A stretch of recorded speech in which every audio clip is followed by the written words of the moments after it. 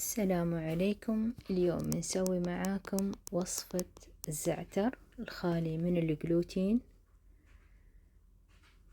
تابعوا معانا الطريقة. ممكن نستخدم الزعتر الأخضر، نشتري من عند محلات الخضار أو اللي يبيعون منتجات الشامية،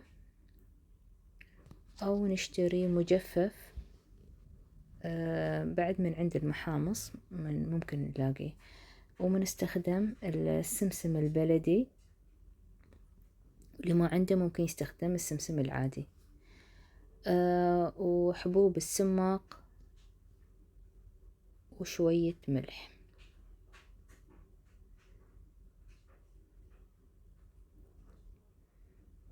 تابعوا معانا الطريقة. في البداية نغسل الزعتر ونورقه حبة حبة ونجففه، وبعد ما ينشف نقدر نستخدمه. تقريبا بنحتاج كيلوين، لأنه يحتاج كمية كبيرة عشان نقدر نسويه. فأنا بستخدم الجاف. باخذ الكوب المعياري من بقايس عليه 3 أكواب. ممكن الطريقة الأولى أن نحطيه في المشخلة ونبدأ نفرك بهذه الطريقة، وينزل معانا الزعتر تحت. طبعا أنا أفضل هذه الطريقة لأنه يطلع طعمه أحلى. والطريقة الثانية ممكن أن احنا نحطه في الطحانة ونطحنه، وبعدين نرجع ننخله ونصفيه من الشوايب. طبعا قبل ما نحطيه في الطحانة نشيل الأعواد الصغيرة والأوراق الصفراء، وبعدين نطحنه. نشوف هني الطريقة، لو سويناه بالمشخل مباشرة وفركناه يطلع معنا شي. وهذا إذا حطيناه في الطحانة. طبعا أنا أفضل الطريقة الأولى، صح إن هي أصعب لكن أفضلها كطعم وكلون. بس اللي حاب طريقة سهلة يستخدم هذه الطريقة.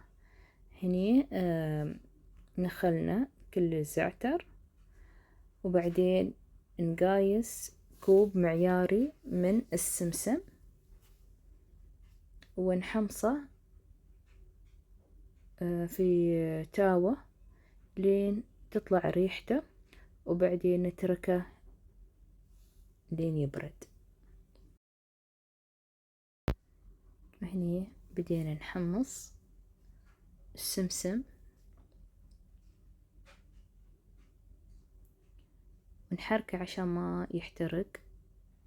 فانت منقلب لين يتحمص السمسم كامل، ونبدأ نشم ريحته يعني.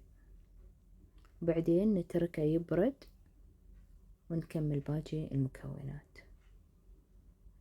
في الكوب المعياري خذينا كوب من حبوب السماق. طبعا نحطيها في البداية في صحن ونبدأ ننظف، نشيل الأعواد اللي موجودة، وبعدها ندخله في الطحانة ونطحنه. إذا خلينا الأعواد ممكن تعطي مرورة للسماق. هنا طحناه. الحين مننخله عشان نصفي البذور من السماق بهذه الطريقة.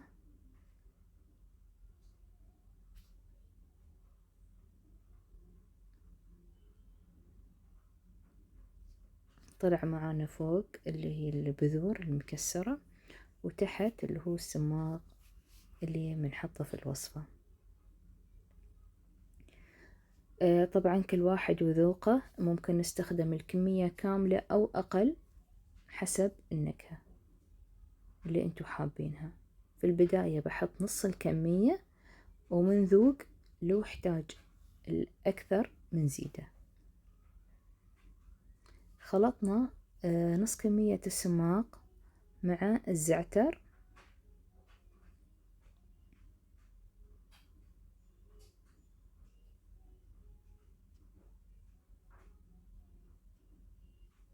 وبعدها ضفنا له السمسم بعد ما برد،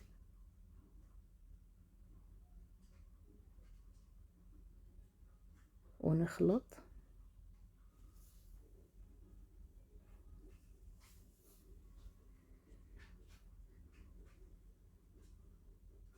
وبعدين نضيف نص ملعقة ملح أو ملعقة حسب النكهة اللي انتو حابينها، يعني الواحد يذوق ويشوف ايش كثر يحتاج. أنا حطيت نص ملعقة من الملح. والحين بذوق وبشوف قياس الملح وقياس السماق. نشوف ان السماق يحتاج زيادة، فبحطيك الكمية كاملة.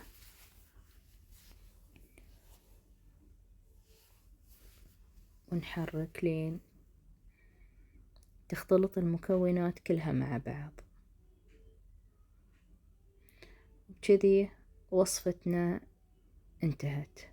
ممكن ان احنا لو حابين انه يطلع معانا بهذا اللون نضيف نص ملعقة من زيت الزيتون، ونبدأ نفرك الزعتر عشان يعطينا هذا اللون. بس لأني أنا ما راح أستخدمه، عندي كمية من الزعتر، فبخليه بدون زيت. ولو حابين للمناقيش نصب عليه كمية من الزعتر لين نغطيه ونحفظه في الثلاجة وقت ما نستخدمه. هني بطبق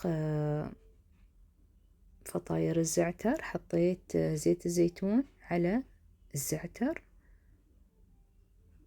ونحرك، وناخذ الكمية اللي نحتاجها ونحطها على العجينة،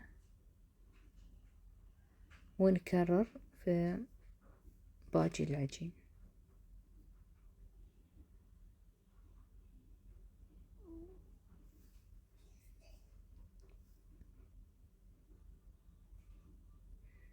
وهذا الشكل النهائي.